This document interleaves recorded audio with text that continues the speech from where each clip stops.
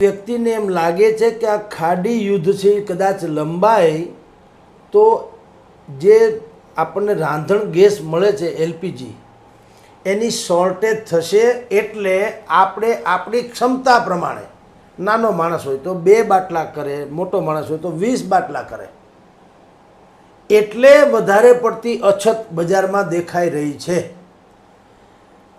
જે લોકોની પાસે પૈસા છે એને તો વાંધો જ નથી. જેની પાસે પૈસા એને પહેલાં 15 દિવસે લખાતો તો બાટલો હવે 21 દિવસ કર્યો, હવે સરકારે 25 દિવસ કર્યું છે. એટલે અફડાતફડીનો માહોલ છે શહેરભરમાંની ગામે ગામ. પણ એ અફડાતફડી મેં કીધું ધીરજના અભાવને કારણે છે અને કેટલીક ગેરસમજણના કારણે છે. દરેક લોકોને એવું લાગે છે ટીવી ચેનલોમાં જે રીતે આપણે સમાચાર જોઈ રહ્યા છીએ જોતા કે જે રીતે કોરોના વખતે આપણે જે સિલિન્ડરની શ્વાસોશ્વાસ માટે જરૂર પડતી હતી એ ઓક્સિજન સિલિન્ડર, ઓક્સિજન તો પૂરતો હતો જ, પણ તમે ડિમાન્ડ જ્યારે અતિશય વધી જાય ત્યારે અફડાતફડી સર્જાય. તમારી જાણ કરતો કે કોઈ XYZ બેંક છે, એમાં લાખો ખાતા છે, બધા જનું વહીવટ રોજે રોજ થાય જ છે ને.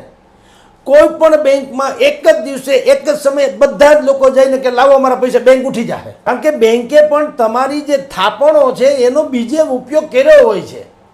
એ ત્યાં થપ્પો ના મારી રાખે પૈસાનો, એનો ઉપયોગ એણે કર્યો જ હોય. તમે એમ કહો અત્યારે પૈસા પર બેંક ઉઠી જાય. આપણે વિશ્વ ઉપર આધારિત છીએ, એનું ડિમાન્ડ જો આ રીતે ફાટી નીકળે, જેવી અત્યારે ગેસની ફાટી નીકળી છે, એટલે આવું થવાનું. તો ખરેખર અત્યારે સમગ્ર દેશમાં એક અહેવાલ પ્રમાણે 50 થી 55 લાખ સિલિન્ડર પ્રતિ દિવસ, અને જેટલું તમે રાંધતા હતા એટલું જ રાંધવાના છો ને, પણ જે સ્ટોક કરી લેવાની ભાવના છે કે આપણે ન કરે નારાયણને કાલે કંઈક થાય તો આપણે રાંધા ધાન રદડી ન જાય, અથવા તો આપણે ભૂખા રહેવું ન પડે, એટલા માટે થઈને કેટલાક સ્ટોકિસ્ટ જે કોમર્શિયલ ગેસનો ઉપયોગ કરે છે, મોટી મોટી રેસ્ટોરાં, હોટેલ વગેરે, એ લોકો પણ બને એટલા સિલિન્ડર પોતે ભેગા કરી લેવા માને છે. નાના લોકો જે છે એ પણ બને એક હોય તો 2 લઈ લે, 2 હોય તો 4 લઈ લેવાની કોશિશ કરે છે. એટલે અત્યારે અફડાતફડીનો માહોલ છે. આમાં દરેક નાગરિકોએ અને દરેકે એમ સમજવું જોઈએ, હવનું થાય વહુનું થાય.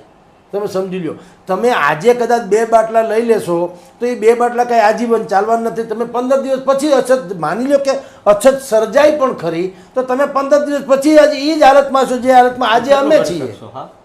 10 દિવસ મોડા, પણ અમરપટ્ટો તો નથી ને.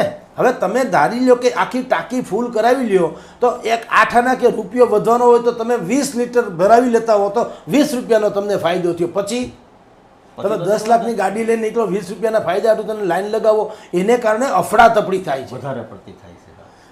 બલકે જેને પાસે ગાડી છે 4 વ્હીલ કોની પાસે હોય, સાવ ગરીબ પાસે તો હોય નહીં. એવા લોકોએ તો પેટ્રોલ ભરાવતા હોય ને તોય ન ભરાવવું જોઈએ. કે આજે ભલે 2 વ્હીલરવાળા કે 3 વ્હીલરવાળા ચલાવી લે, નાના માણસો છે, કમસે કમ આપણે ભગવાનની દયા છે કદાચ 5 રૂપિયા વધી બી જશે તો કંઈ ફેર નહીં. 10 લાખની ગાડી અમથી તો લીધી ન હોય. એવી એને કહેવાય નાગરિકી ધર્મ. તો અત્યારે રાંધણ ગેસની કિલ્લત નથી, અછત નથી, અફડાતફડી છે. કોઈ પણ ભોગે હું સ્ટોક કરી લઉં, એ પ્રકારની માનસિકતા છે, એને કારણે આ દ્રશ્યો જોવા મળે છે. નાગરિકોએ થોડો સંયમ વર્તવો જોઈએ.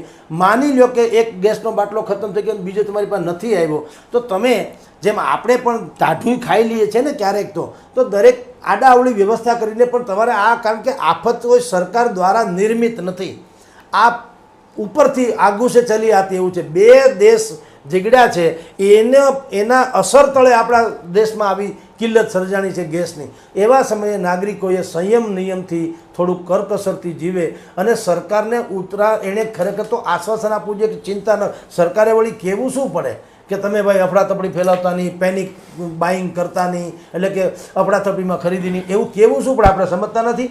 દેશની વાત છે, આપણે પોતાને, આપણે બધા એક બહુ બૌદ્ધિક અને સારા દેશભક્ત નાગરિક છીએ, તો આપણે સરકારને આશ્વાસન ન આપવું જોઈએ કે ભાઈ બાકીની તમારા લેવલ પ્રમાણેની વ્યવસ્થા તમે કરો, અમે તમને હેલ્પફુલ થશું, અફડાતફડી નહીં ફેલાવીએ, ક્યાંય પણ આવી લાંબી લાઈનો લગાડીને વધારે ખરીદીનું અમે નહીં કરીએ, જેટલું જોઈએ છે એટલો પુરવઠો તમે આપો છો અમે લઈ લેશું.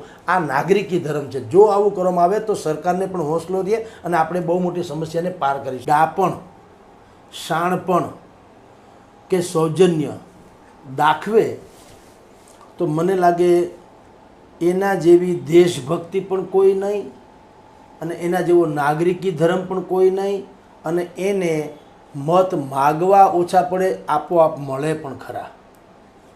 વિપક્ષ શું કરી શકે? જુઓ, આપણે ત્યાં શબ્દ વિપક્ષ